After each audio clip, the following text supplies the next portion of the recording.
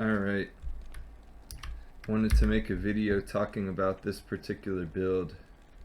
I don't even have the flickering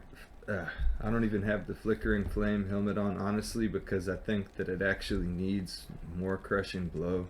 But even with using this, having the max zeal breakpoint, and then having a bunch of all res charms, I don't think that this is an overpowered build. I think that it really suffers from resistances. I think it suffers from survivability, because if you're trying to dump everything into the synergies to make this fire really strong when you're running around, you're gonna not be able to max out the synergies for zeal. You're not gonna be able to even get holy shield. You're not even gonna be able to 1-point smite. You're not gonna be able to do any of these other things. So if you factor in the fact that you would need to diversify your character a little bit, the Holy Fire R is not going to be quite as strong. And on top of that, there's so many fire immunes in the game. So I think if this were to get nerfed, it would essentially make Hand of Justice useless, Dragon useless, and Flickering Flame, it would be less meaningful if it was to get nerfed. Like, I got plenty of builds that can do Act 5 way better. And then I can do cows just as fast, honestly, on my Poison Necro, on my Trapson, a little bit slower than the Poison Necro, but I mean my Lightning Fury Javazon. On other things, I can do cows just as fast as this, and it doesn't really matter for players 1. Because if you're farming for players 1, you're really not going to like find anything that much faster, especially if you're running around with this and just like charging around. Oh, and even if you put 1 point into charge, then there's going to be something that doesn't get maxed out, whether it's zeal, whether it's sacrifice, whether it's something else. And so I really feel like it's not as overpowered as people would think that it is. On top of that, these are pretty expensive rune words, you know, a Sur and a Low for both of these. And then you got Flickering Flame, a Vex, and a Pull. You know, that's like a Hodo right there. So I mean, I really don't see what the problem is with this build, honestly. Like, it's not... Like, it's good for taking out like trash mobs and stuff, but the moment that you try to jump into a lobby with a bunch of people in it, like moment you try to jump, like, that's cool and everything, but I mean, I can do that with pressing buttons just as fast, just because I can do this like in a lazy way because I got arthritis in my wrist doesn't mean that this is like so broken and overpowered. If I was to jump into like players 3, players 4, players 5, let alone get to Balewave 5, you know, you're just gonna get screwed over, and then you get to Bale himself, or even Diablo on players 3, players 4, you're gonna just start getting screwed over. Like, even if I were to have Holy Shield, even if I were to have way more health than this, I tried to really max out as much vitality as I could, but even if I had more health, Holy Shield, a full inventory of these charms, or a bunch of like 11, you know, 11 res charms of different types, there's still going to be a huge weak point in this build, and that's the fact that it doesn't do very much physical damage. Like, if I take this off, well, damn, if I take that off, I can't hold anything, apparently. Hold on. Let me throw Enigma on so I can show. Oh, I was about to say, should I throw Enigma on the ground? If I take that off, and take the dragon off, this is the damage. And that's all from like my Holy Fire and everything. What the what am I getting Holy Fire? Oh, from Hand of Justice, I'm sure. So the Holy Fire that's synergizing with the one on the sword is giving me 2700.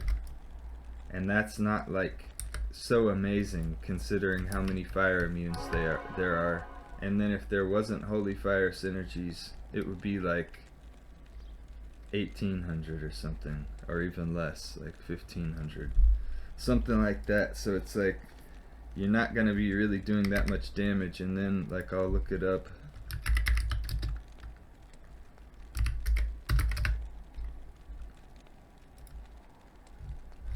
So on players 1, Bale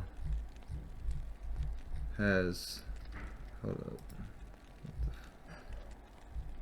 I want to see how much health he has. This thing doesn't want to show me. Here we go.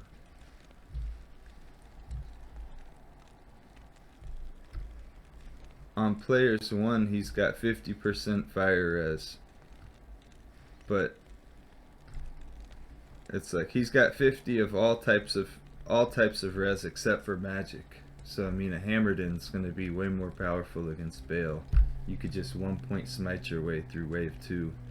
So I don't really see the big deal with this build. You can run around in cows players 1, but you're still going to run around like 30 or 50 games of cows to get a rune. And what are you going to shave off? Maybe like a minute or two off of each cow run? So I mean, at the point that you have this and you have dragon and flickering flame, you're gonna have enigma already. You're gonna have all the runes that you would try to be farming or whatever anyways, and you're gonna get bored of just running around and standing there. So I don't really see the problem with the build, honestly. I think it's cool, but at the same time, I don't think it's like so broken like everybody's saying. I think, you know, in the right context, yeah, it seems broken, but I mean, it's just as broken as hitting your hotkey and just holding down the right, you know, the right mouse button or whatever.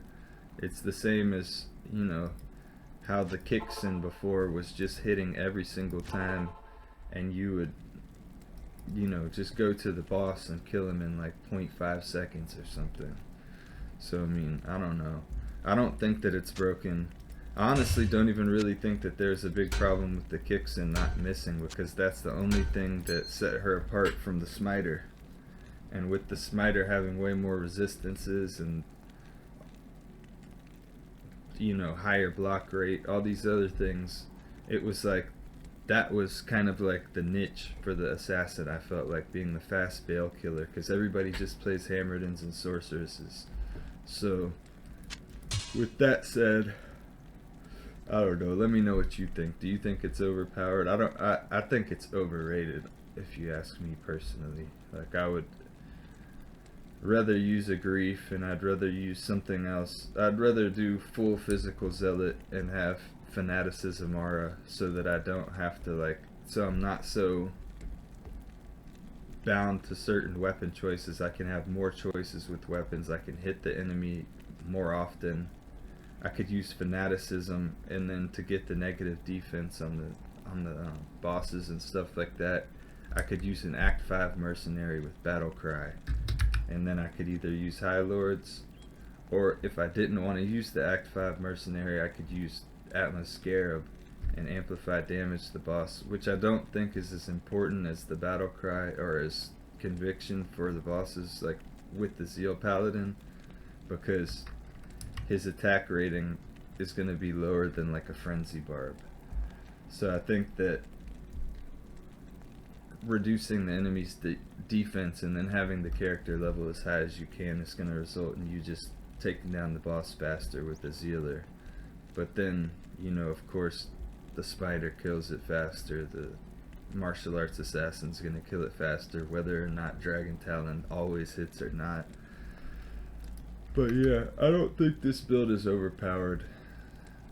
If anything, it's overpriced and overrated.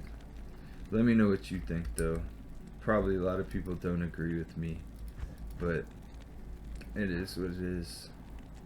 I know I'm not really gonna, I'm not like gonna change up my paladin for the sake of making this. I think that the one that I have is a lot better. I actually respect the Zeal Paladin that I was using recently back into Hammered In because I can seal pop on Chaos. Everybody have a great day.